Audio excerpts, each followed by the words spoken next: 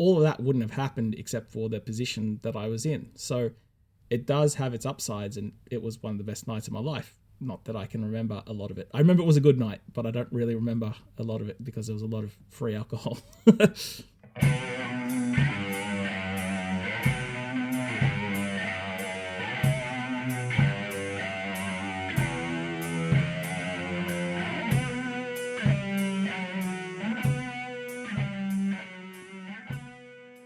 Hello and welcome to the Blindseyepodcast, the podcast discussing everything you did and didn't want to know about being blind.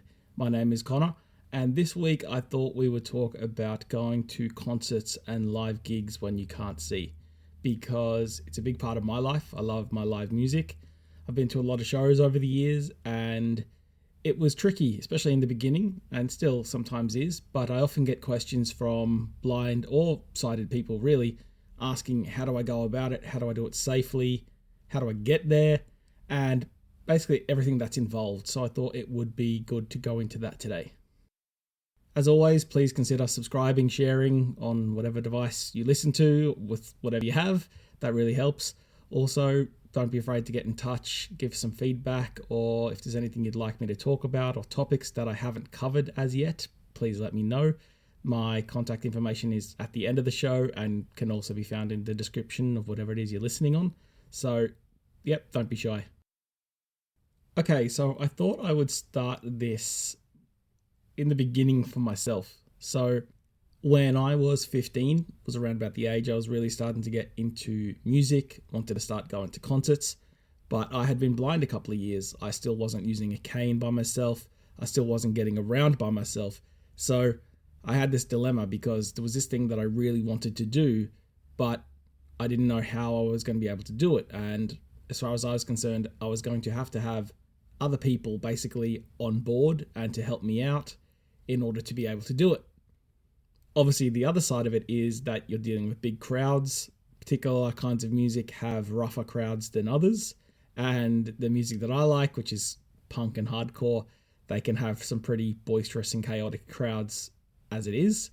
So I was wanting to enter that world, but being terrified about how I could do that safely without getting stranded or whatever might be. So this very first show when I was 15, I was going to the show for a band called Story of the Year, who were pretty big at the time, and I didn't even really like them that much, but I just wanted to go to a gig. And a few friends that I had were also going to the show. And they said to me, look, why don't you come along? We'll keep an eye on you, tag along with us. There'll be no issues. So I kind of thought, okay, it's now or never. Let's try it. And I think on the day I was somewhere else. So I was going to meet them at the venue. So they were already at the venue lining up. I was getting dropped off by my mum or my cousin or family friend. And when I'm almost at the arena, I get a call from one of them saying, oh, by the way, they're letting us in. So we're going to get up the front and hopefully we'll see you when you get here. But they weren't going to be able to wait out the front for me anymore.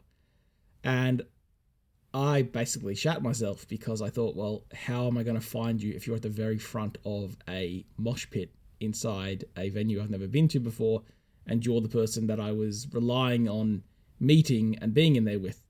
So as you can imagine, it was a bit of panic stations, but we got there and we just asked security, look, I said, I'm blind. And my mum said, my son's blind. He's got tickets to see the show. His friends were supposed to wait for him. They didn't. They were already inside. Is there somewhere he can sit that he'd be out of the way, that he can watch the show because he already has a ticket? Now, at this point, I didn't realize that things like this really existed in these venues. So the venue manager came out, brought me in, and sat me kind of on this platform where people in wheelchairs might also sit so they could get a good view. But obviously, they couldn't sit on the actual seating. So it was kind of a raised platform at the back. And they just pulled a chair out for me, and like a normal chair, and I sat there. And it was cordoned off by a couple of security people because nobody who wasn't supposed to be there was allowed up there. And they said to me, do you want a drink or anything like that, because obviously I wouldn't be able to make my own way to any of the stalls or whatever it might be to get myself a drink or something to eat. And I just said, look, would you get me 2 bottles of Pepsi? And I'll just sit on them for the night. So they went and got me that, and I had a really, really good night. But I didn't think I would be able to. And that was kind of my first experience that made me realize, hey, this is doable, and I don't really need to rely on people. And look, in hindsight, it was probably a bit dumb trying to rely on 15-year-olds anyway, but I didn't know that at the time because I was a dumb 15-year-old too. But it was an experience that made me realize, hey, there's another way of doing this if your plans fall through with other people. Now, the second show I ever went to was actually for my favorite band. And again, it was a punk show, and it was in a space that had no seating. So it was all floor, all standing. And I thought, okay, what's going to happen here? Because at least the other place had this out of the way platform. But I was going with some other friends and his brothers, and there was probably about 9 of us all together who had traveled in. And basically what we did was, at the very back, there was like a barricade, and behind the barricade was the sound desk where they do all the sound levels for the band. So it's also the best place to stand for the sound of the music, because all the music has been tuned for that area, because that's where the guys are having to listen to it in order to make corrections. So we were standing there. There was a barricade to our back, which meant we couldn't get rushed from behind. And my mates and his brothers, basically, they just sort of surrounded me in a semicircle. So there was always somebody on a side of me, and I could just chill there against the barricade in the best spot for the sound and not really worry about it. Yeah, you get knocked around, but that kind of just happens at those kinds of shows. But I guess I really started to learn that as much as it's chaotic, it wasn't really unsafe. All you're really doing is getting jostled. So this was kind of important for me, because I realized that in either setting where there was something a bit more structured in place or there wasn't, there was a way to do it which meant I could get home safely and enjoy my night without having to worry about, getting hurt or not enjoying myself or whatever it might be, but also being able to feel the full experience of the flow of a crowd that's all packed in together and the atmosphere. And basically, I just learned weirdly how to love the chaos, because now one of the things that I love about going to those kinds of shows is that it is chaotic, and it's violent is the wrong word, but it's chaotic. People getting moved around everywhere. Everyone's just trying to have a good time, but you're that closely packed in. And in the beginning, I thought that meant aggression, that meant pure violence and all these kinds of things. And then I realized it wasn't. It's just people trying to have a nice time, but they're packed in together, and sometimes people get knocked around. But for the most part, it's not because anyone means any malice. Everyone's just trying to enjoy themselves, and space is lacking. So yeah, now it's something I relish. That's one of the things I'm really missing during the pandemic, is that there's no gigs, because there's just nothing like it, and I've just really come to love it. And I basically learned throughout all this and my years of going to the shows that it's really just about doing your research, because in Sydney, there's maybe only 5 different venues that would have space for the kind of bands that I would watch or where they would be likely to play. And after going there so many times, I basically know in each stadium or venue what it is I'm looking for. So I know if I go to the Roundhouse, is one example in eastern suburbs, that there are no designated seats. You can either be on the floor with the barricade to your back, as I just explained, or there's an upstairs balcony where the security guards can just pull you up a freestanding chair, and then you can just look over and listen to the show. But then at other places, you might go, okay, none of that really exists, so maybe I'm just better to stay off to the left or the right and put the wall of the venue behind me. Or maybe it might be standing next to a pillar or something like that. And it's just about learning the different characteristics and features of each of the venues. And then you kind of realize, okay, if I'm here in this venue, then I'm safe. And I know what's what, and I know everything is fine. Obviously, that all depends on who you have with you and whether you're on your own or whether you're with other people. So some of that can include asking people if either they would mind putting you somewhere or whether they would mind standing over there with you. And usually it works.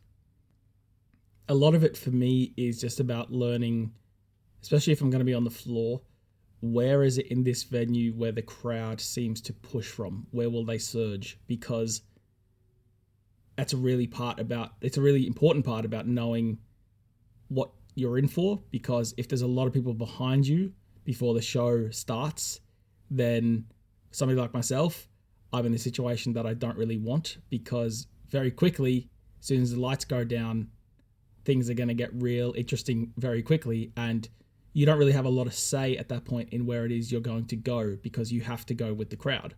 So a lot of it comes down to making sure you're close to the back, figuring out where the large parts of the crowd are, and knowing in which direction they're going to try and go so that you don't get stuck. And all of that probably sounds scary, and again, it was to me in the beginning, but after a while you realize that 9.5 times out of 10 the worst thing won't happen. It's just about trying to work out where can you be so I have the best experience possible. You're not going to die. You're not going to get trampled on 9 times out of 10. Nothing overtly horrible is going to happen, but it's just about knowing where's your comfort zone and what's around you and what your surroundings are. The other side of this as well is that the bigger, more established venues, especially for big acts or lots of different kinds of entertainment, they always have designated seats for people with disabilities. So particularly in the Olympic Park area in Sydney, there's always places in those stadiums where they're designated for somebody who either has a disability or has some special needs or has a wheelchair. So that's a little bit more straightforward. But then for me, I'm not down in the midst of it in the crowd. So there's a bit of a trade-off, but each to their own. The other thing that I often get asked is, don't I feel unsafe, or do I feel welcome? Do people want me there? And all these kinds of questions. And for me, I can't speak for everybody and I can't speak for all types of music, because I am a firm believer that different types of music attract different kinds of people. But for the stuff that I listen to, which is mostly punk kind of stuff, I always feel really at home at a punk show, even if it's with people I don't know, because that music in particular is kind of for misfits and outcasts and people who are a little bit weird and a bit eccentric or who have been outside the norm. So for a lot of those people, having a guy who's blind there, well, to me, it doesn't seem like they really bat an eyelid, because you have people with safety pins through their noses and face tattoos and, 1 foot high mohawks in purple. So there's a little bit of difference going on everywhere. And I love that, because I can just blend into the crowd. Yeah, I am still a little bit different because I have the cane, or I might be on my own, or I might be sitting somewhere a little bit different. But I feel a lot more unseen in that kind of a crowd than I do in the wider public, because I'm kind of one of the freaks, which in that setting, I don't mind. Because I have been to other kinds of shows, and I'm not saying that punk shows have the best crowds or anything like that. Obviously, I'm biased, but I think different kinds of music have a different kind of experience or atmosphere or draw a different kind of a crowd. But I have been to other kinds of shows that maybe I just got dragged along to with friends, where you're in crowds that really couldn't give a shit about anybody else. People are just trampling all over each other, and it's not because they're enjoying themselves and just accidentally bumping into each other. It's because you're surrounded by people that really couldn't give a shit about everybody else, and it's a bit of a popularity contest about what everybody's wearing, and it's about who's hot and who's not, and all this kind of stuff. And I really don't like those shows, because I tend to just get pummeled, and you're just surrounded by people that they're not really trying to enjoy themselves. It's more like they're trying to outdo each other. So I have been to some of those crowds, and they just isn't for me. So before I finish on how I get to the shows and all the logistics, I also want to talk about the upside of going sometimes when you have a disability, or in my case being blind, because I've actually found myself in some pretty favorable positions. So in some of the venues where, especially if I'm on my own, where the security guards might put you can be quite close to where the bands or some of the band's hangers on might be passing. So in one particular venue, I was up on this balcony, everybody else was downstairs, the balcony was off limits, but up on the balcony is also where the green rooms are for the bands to be backstage. And this one particular time, one of the girlfriends of one of the band members just came over and said, "What are you doing?" And I said, "I'm just sitting here because I've got a vision impairment, I'm blind. I'm here on my own, so I'm just sitting here. The security guards hooked me up." And she said, "Do you want to come backstage with the band?" So I think it was like a mini festival, and then I was backstage with the bands for like the next 10 hours. So I didn't even really see most of the show because I was just hanging out with them. And all of that wouldn't have happened except for the position that I was in. So it does have its upsides, and it was one of the best nights of my life. Not that I can remember a lot of it. I remember it was a good night, but I don't really remember a lot of it because there was a lot of free alcohol. But the other side of it as well is sometimes you get really generous security guards or members of the public. So another show I was at, this guy just walked up to me and just slapped me really hard in the chest. And I was like, "What the hell are you doing?" And he just said, "Here you go, mate, enjoy." And I didn't realize he'd actually slapped an all access pass onto my shirt. And the friend that I was there with, we thought, "Oh, this is a joke," like as if. And she said to me, "Well, let's just go up to the backstage entrance and see if they'll let us in." So we walked up there, security guard took one look, and we sat 6 foot from the drummer for the rest of the show because we got in. And it was just because this dude, whoever he was, I don't know who he was, I never saw him again, never met him again, didn't know his name, just decided to slap that on my chest. And I don't know whether it was because I was blind or whether he was just a nice fella that would do that to anybody. But you can really have some nice experiences, and thankfully I have. So the big thing for me, more so now, when I'm trying to go to shows is kind of what I touched on in the beginning. It's about getting there and getting somebody to go with if you can. So there's a few issues there because I can't bring the dog because she's not going to like the loud noise and I don't want to subject her to that. I can't use my cane on my own because there's too many people, and it's in venues that I really am not in enough. I might be only in them a couple of times a year, maybe half a dozen times a year at the most. So it's not a situation that I could learn. And even if I did, there's so many people around that it would make the training pointless. Plus, of where I live in Sydney, all of these venues are in the city, like an hour away. So again, it's not really feasible for numbers of reasons. The other thing I also came up against is, do people you know want to go? Because it's fine when you have friends who all say they're going and then you can just get your own ticket and come along. But sometimes I want to go to stuff that I have friends that aren't interested in, or they can't go even if they are interested, and I don't want to miss out because I've been down that road before. What I used to do was I would buy 2 tickets. So I'd buy a ticket for myself and a spare ticket months in advance, and then I would try and see if I could find somebody to go with. And when I was younger, sometimes maybe I'd go with my mum, but at the same time, the older I get, I don't want to be at a punk show with my mum. God love her, like she's amazing and she would go with me, and she has, and that's great, but obviously it's not exactly what I want. So I would buy 2 tickets, and sometimes it would work and you'd find somebody to go with, and they'd come along, and I wouldn't even charge them for the ticket. I'd just say, "Look, if you're happy to drive me in or whatever, then I'm just really appreciative of it." And that's fine. But then what often would happen was I couldn't find anybody to go with. And then not only would I lose out on the price of my ticket, I'd lose out on the price of both tickets. And depending on the event, you could be talking a couple of $100. So that became a little bit of a problem. Now, thankfully, I came across some information which drastically changed that. The only thing is it changed it 10 years later than it would have been good to know, but nobody had ever told me about it. So in Australia, we have something called the National Companion Card. And it's essentially a social inclusion card for somebody that might have a disability or have access troubles getting around the community or getting to events, cultural events, whatever it might be. So it's basically to stop what I just explained.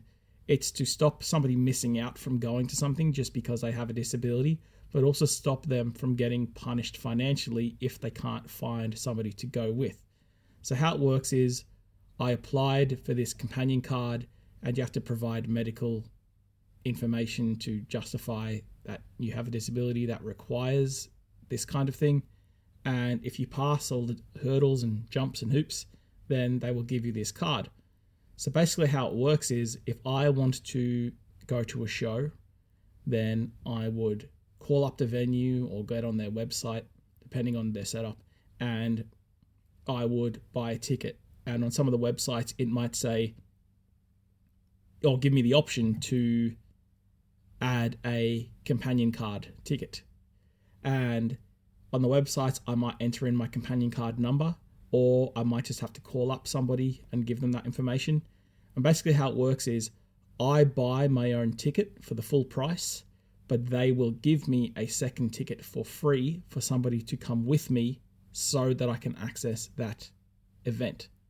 And basically how that works is to make sure there's no scalping or anything dodgy going on is they keep the ticket at the box office until the night of the venue. So they might send me my ticket in the post. That's for me. And then on the actual night, if I'm going with somebody, we'll go to the venue, go to the box office. I'll show them my companion card and give them my details so they can check on the books to make sure it's the right person. And then they will give us the ticket then and there and watch us go into the show so that no funny business is happening. But it works well because it means that I'm not losing out on buying a second ticket that might not ever get used and then losing the price of both. But it also means that my friends don't have to be like forking out in order to assist me to get to go to a show, which is handy because I don't want them to have to pay money just so they can help me out. It works quite well. I don't know if other countries do it. I know we do it here in Australia, and it's good because it's not just for live gigs, even though that's what I use it for. Apparently you can use it at cinemas and other kinds of events. Not that I ever have. I only use it for the live shows, but it's a good idea. And it's basically just all about social inclusion and not financially punishing somebody who can't access things that everybody else can access. And the last thing with all this is that if I can't find a friend and I can't get dropped off and helped in there by a security guard, whatever it might be, in the last couple of years, I've started using a support worker. So I would hire somebody to actually bring me to the show. So I use a website called Hire Up, and you can put up jobs on there and look for one-off pieces of support or ongoing support. So what I might do is go on there and punch in on this date, there's this concert on, I need somebody to go, and I would prefer if it was somebody who was close to my age, somebody who even liked the same kind of music, because I want them to enjoy themselves and not be pulling their teeth out either. And I want to be somebody I can have a conversation with and I can get along with. So I've used that several times as well if I've really been in a pinch and there isn't somebody I can either go with, or if I can't get there on my own, or at least get dropped off on my own. And thankfully it works really, really well. So if anybody's thinking about it or has ever thought about it and wasn't quite sure, I guess my only thing to say is that there is a way. It's just about doing a little bit of research, knowing what's on offer, and realizing that most of the time the worst won't happen and you'll actually enjoy yourself. But it does take a bit of getting used to. It did for me. But I'm really looking forward to when the gigs actually come back, because I'm on withdrawals from it all. So I hope that was interesting and insightful, or whatever it might be. As always, if you want to get in touch with the show, you can email blindseyepodcast@gmail.com. That's BLINDSEYE podcast@gmail.com.